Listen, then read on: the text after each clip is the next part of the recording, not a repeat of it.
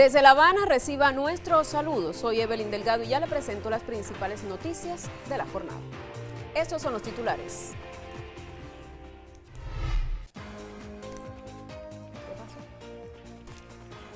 Presidente de la República Miguel Díaz-Canel recordó a la heroína Vilma Espín en el 96 aniversario de su natalicio. Vilma fue una defensora incansable de los derechos de las mujeres en Cuba.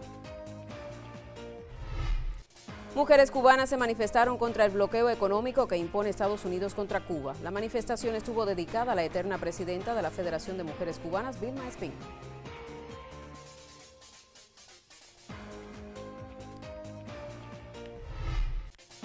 Ministro de Relaciones Exteriores de Cuba, Bruno Rodríguez, alertó sobre la intención estadounidense de debilitar el sur global.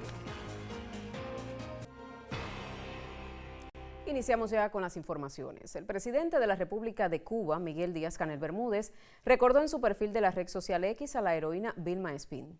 Hoy cumpliría 96 años quien fuera una defensora incansable de los derechos de las mujeres en Cuba.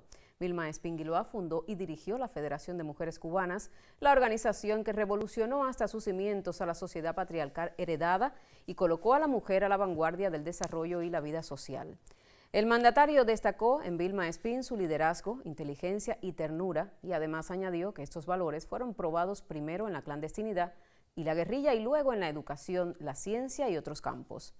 Otras autoridades cubanas recordaron hoy a la heroína, entre ellos el primer ministro de la República, Manuel Marrero Cruz, quien anotó: Vilma vive en cada paso a favor de la participación plena de las cubanas. Igualmente, el secretario de Organización del Partido Comunista de Cuba, Roberto Morales Ojeda, recordó la humildad de la eterna presidenta de la Federación de Mujeres Cubanas y sus ideales martianos, principio de su lucha contra las injusticias. Y a propósito del aniversario de la heroína, cientos de mujeres cubanas se reunieron en el Parque Mariana Grajales de la capital y se manifestaron contra el bloqueo económico, financiero y comercial de Estados Unidos. Encabezaron el acto el vicepresidente de la República, Salvador Valdés Mesa, y la secretaria de la Federación de Mujeres Cubanas, Teresa Marelle Bué. Tenemos el reporte. Desde el Parque Mariana Grajales, en el Vedado Habanero, miembros de la Federación de Mujeres Cubanas de múltiples sectores se dieron cita este 7 de abril para rendir homenaje a Vilma Espín en el aniversario 96 de su natalicio y al mismo tiempo alzar su voz contra el bloqueo económico, financiero y comercial de Estados Unidos. Estoy aquí también defendiendo primero nuestra autodeterminación, nuestra independencia, nuestra soberanía, y denunciando una vez más el vil bloqueo económico, financiero, comercial y ahora que se le suma el energético. Vengo a defender las mujeres a las cuales yo represento, en el cual estamos pidiendo que nos quiten el bloqueo por toda la afectación que hoy nos trae a nuestras familias, nuestras comunidades, todos los trabajos que hoy estamos pasando con temas de salud, de educación, el acceso a las medicinas, el acceso a los combustibles que a veces no nos permite cocinar, que nuestros hijos sigan estudiando, educándose, todo el trabajo que hoy estamos pasando. Y eso hoy, un día tan importante como el cumpleaños de Vilma Espín, una mujer que nos representó, que nos empoderó. La maternidad y la resistencia se dieron la mano en las declaraciones de 2 de las millones de mujeres que sufren el impacto del cerco impuesto por los Estados Unidos. Quiero decirlo con toda claridad, el bloqueo imperialista es inhumano, es injusto, es criminal. Quienes lo sostienen saben perfectamente que también están afectando de manera cruel a los que menos pueden defenderse, a los que aún están por nacer. Soy la abuela que no se rinde, la que no entiende la amenaza de destrucción, porque vengo de Mariana, que entregó a sus hijos a la guerra y les gritó: arrodíllense, arrodíllense ante su madre, pero no ante el enemigo. El bloqueo es, sin lugar a dudas, el obstáculo más perjudicial para la familia cubana, pero las mujeres de este pueblo continúan a pie de lucha, y aquí, en este parque, que lleva el nombre de Mariana Grajales, queda claro: la mujer cubana no representa un peligro para el mundo, lo que nos define es nuestra dignidad. Fue un reporte de Leisa Fritze Tapanés para Cubavisión Internacional. Cuba se esfuerza por impedir la guerra, pero si atacan, se defenderá. Estas fueron las declaraciones del presidente Díaz-Canel al semanario estadounidense Newsweek. Hacemos una pausa y a la vuelta los detalles.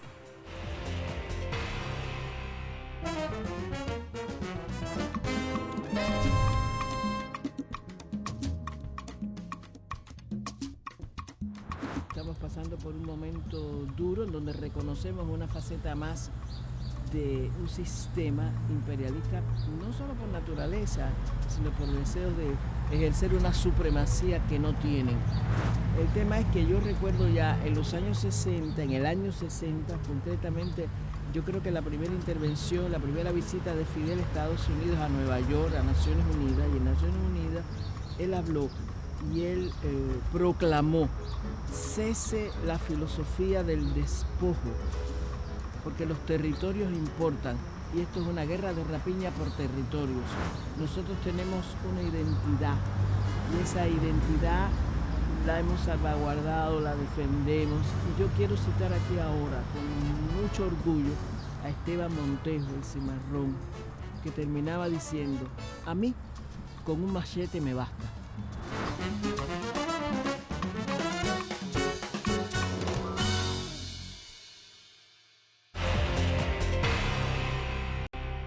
En entrevista al medio estadounidense Newsweek, el presidente de Cuba, Miguel Díaz-Canel Bermúdez, aseguró que la mayor de las Antillas busca alternativas pacíficas para solucionar el conflicto con la nación norteña. No obstante, Cuba está preparada para defender con las armas su soberanía.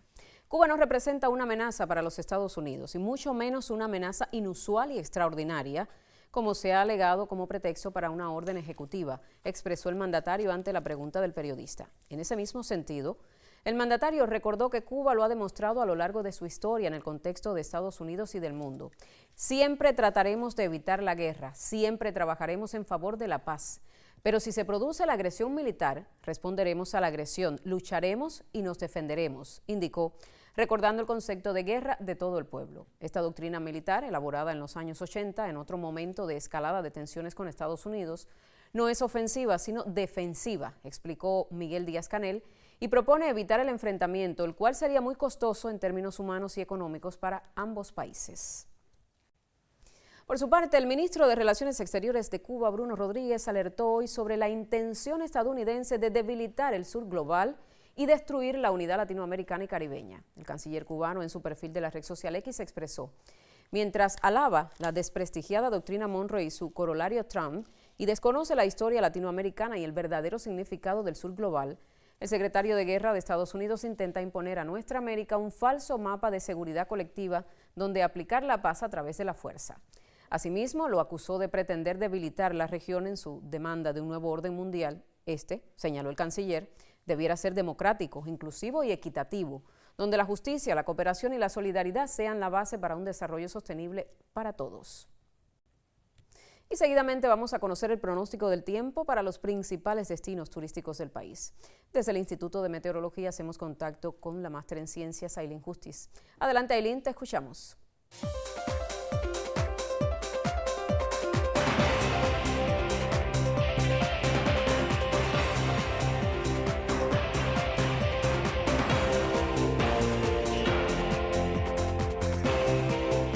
Muchísimas gracias, siempre un gusto saludarte y el saludo también para todos los que están en nuestra compañía. Como ven en la imagen del satélite meteorológico, la presencia de una vaguada cruzando al norte del territorio cubano ha estado incrementando la nubosidad sobre la Florida, el estrecho de igual nombre y los mares al norte del territorio cubano. Este sistema se combina también con otros en la altura y está generando la inestabilidad en nuestro entorno geográfico con un incremento en la humedad, y eso también estará incentivando durante las próximas horas las áreas de chubascos y lluvias en la región occidental. Mañana miércoles estará disminuyendo la probabilidad de precipitaciones. Va a estar concentrada de manera muy puntual hacia zonas de la costa norte de gran parte del territorio cubano. En los principales destinos turísticos de la región occidental será una jornada de poca nubosidad en las primeras horas del día. Luego, a partir del mediodía, estará parcialmente nublado y por la tarde se nublará con algunas lluvias aquí en la capital y también en el destino turístico de Varadero. En el resto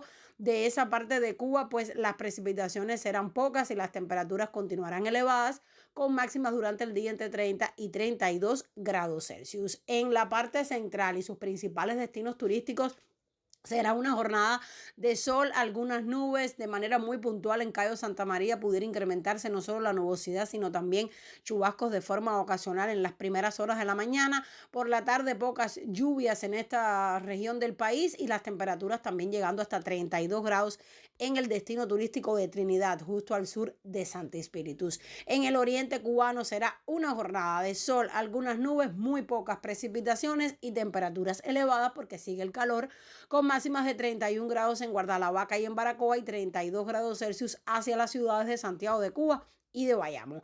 La salida del sol bien temprano, 6:43 de la mañana por el extremo más oriental, y a las 7:58 de la noche se estará poniendo por Cabo San Antonio, el último punto donde anochece en Cuba, justo en el extremo más occidental. Y la luna comienza oficialmente su fase de cuarto menguante. Así que ya usted sabe, un miércoles mañana en el territorio cubano de sol, algunas nubes y solo aislados chubascos en zonas de la costa norte, del occidente y centro del país.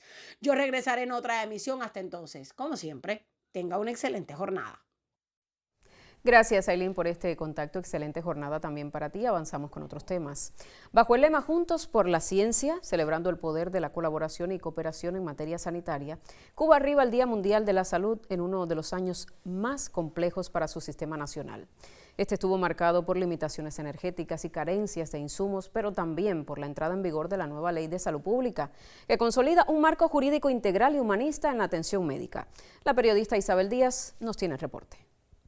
El 2026 ha puesto a prueba la capacidad de resistencia del sistema sanitario cubano. La escasez de insumos y el recrudecimiento del bloqueo del gobierno de los Estados Unidos impactan con fuerza en la atención hospitalaria y comunitaria, que desde hace más de 6 décadas apuesta por un sistema basado en la prevención, la equidad y la solidaridad.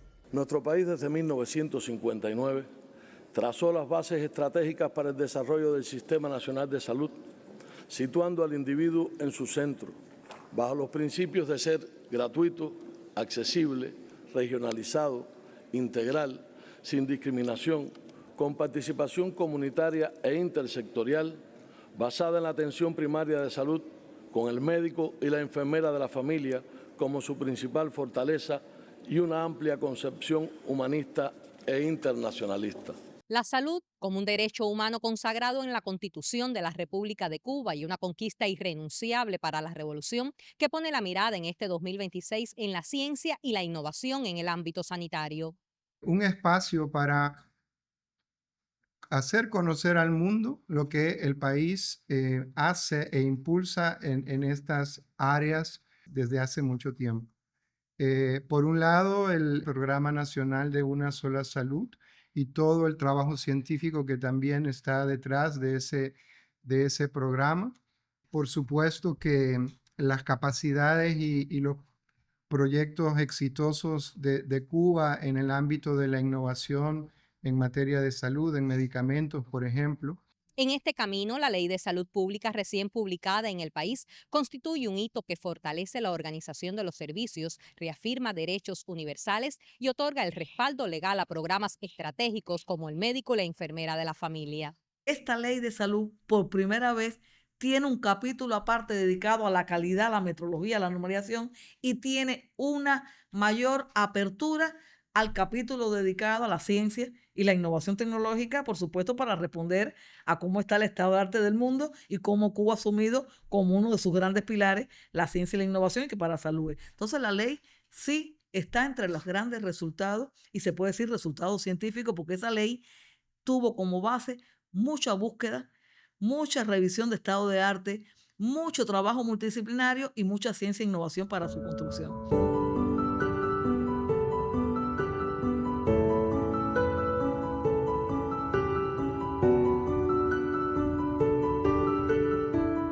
Así, en medio de los desafiantes escenarios, Cuba exhibe no solo resiliencia e innovación, sino también la ética y humanismo de sus profesionales médicos ante políticas de odio.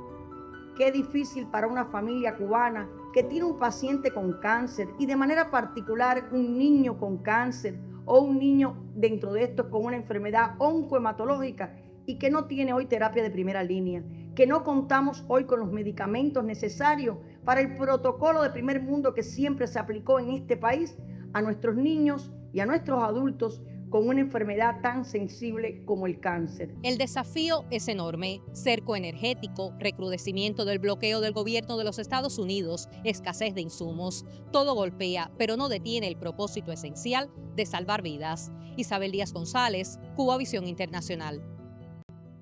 Pinar del Río saluda el Día Mundial de la Salud con una tasa de mortalidad infantil de 3,2 por cada 1.000 nacidos vivos, la tercera más baja del país, precedida por las provincias de Santi Espíritus y Artemisa. Desde el territorio más occidental de Cuba nos llega el reporte. Esta es la sala de neonatología ubicada en el Hospital Abel Santa María Cuadrado de Pinar del Río, única de su tipo en la provincia. Aquí son atendidos los recién nacidos con criterios de gravedad y bajo peso al nacer. Un equipo multidisciplinario resta horas al sueño para salvar cada una de estas vidas. El trabajo sostenido de estos profesionales contribuyen a que la provincia exhiba una tasa de mortalidad infantil de 3,2 por cada 1.000 nacidos vivos, una de las más bajas del país, y la materna en 0. Creo que el trabajo en equipo, la unidad, el sentido de la responsabilidad de todo el colectivo ayudó a que obtuviéramos estos resultados. La intersectorialidad también influyó mucho en estos resultados de trabajo. La unión entre la atención primaria y la atención secundaria hizo que estos resultados fueran posibles. Desde la atención primaria a las gestantes se les orienta hábitos y estilos adecuados de vida, y las de alto riesgo son ingresadas en los hogares maternos. Una de las acciones educativas es estimular la lactancia materna exclusiva hasta los 6 meses de edad en aras de proteger la salud de los pequeños. Nosotros también tenemos el Banco de Leche Humana, que a nivel de las áreas de salud se recolectan las madres donadoras y se recolecta esta leche que ha beneficiado a cientos de niños que han estado en los servicios de neonatología. A pesar del complejo escenario económico del país, la provincia más occidental de Cuba aplica alternativas como la ubicación de sistemas fotovoltaicos para mantener con vitalidad servicios esenciales. Desde Pinar del Río, Zunilda Veiga, Cubavisión Internacional.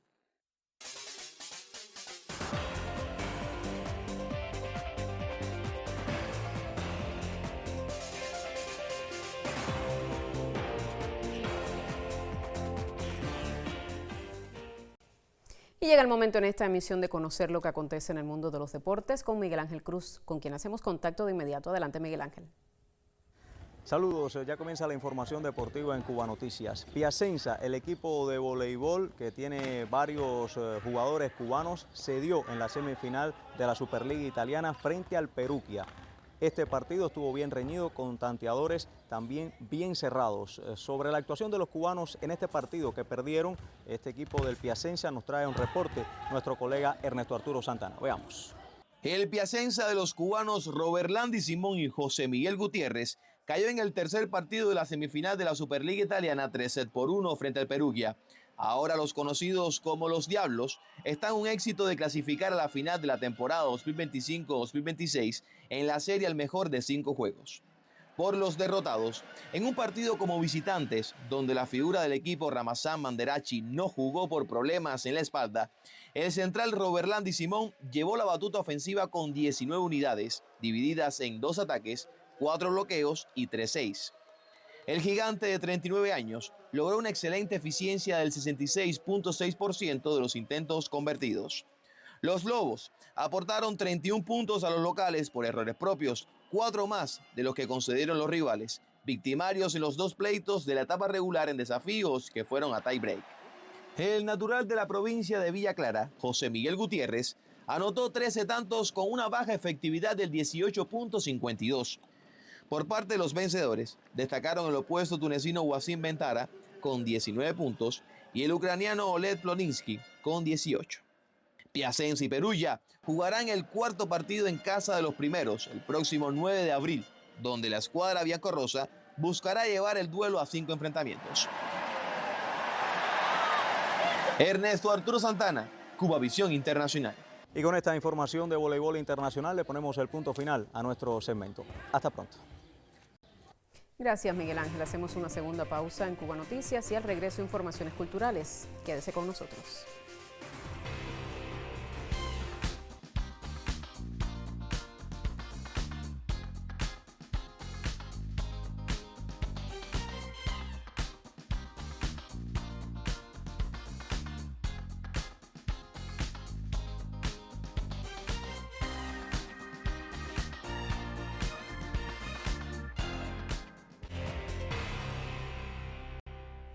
Acontecer cultural en Cuba Noticias, y en este minuto hacemos contacto con nuestra colega Catherine Tamayo. Bienvenida, Catherine.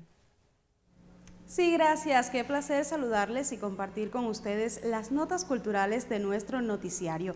Hoy les presento un material que habla de la autóctona cancionística cubana, y es que el conjunto tradicional de sones Los Naranjos resulta exponente de la excelencia musical de Cienfuegos. A propósito del centenario de la agrupación en la Perla del Sur, se realizó la premier del documental dedicado a las 5 generaciones que han defendido el son y otros ritmos identitarios de la isla. Veamos. Cuentan que a la sombra de un naranjo en un barrio humilde de Cienfuegos surgió este conjunto tradicional de sones cuyo nombre remite al árbol donde se creó hace un siglo. Superando las extremas condiciones de los gobiernos de turno en una época marcada por la penetración de ritmos foráneos, la agrupación se propuso componer sus propias obras con un estilo que tras el paso de los años distinguió por sus arreglos, percusión y voces. Era un compromiso compendiar en 100 años la vida artística de un sexteto que ha salvaguardado el son de la región central del país. Apostamos por el título de una canción y de un disco que es Mi son tiene piel morena, porque habla de ese mestizaje, de esa cultura cubana, que es justamente eso, y además con la satisfacción de que sabemos que la cultura es multi-interdisciplinar, y justamente la letra de esa canción es un grande de la poesía campesina cienfueguera, que es Rogelio Porre.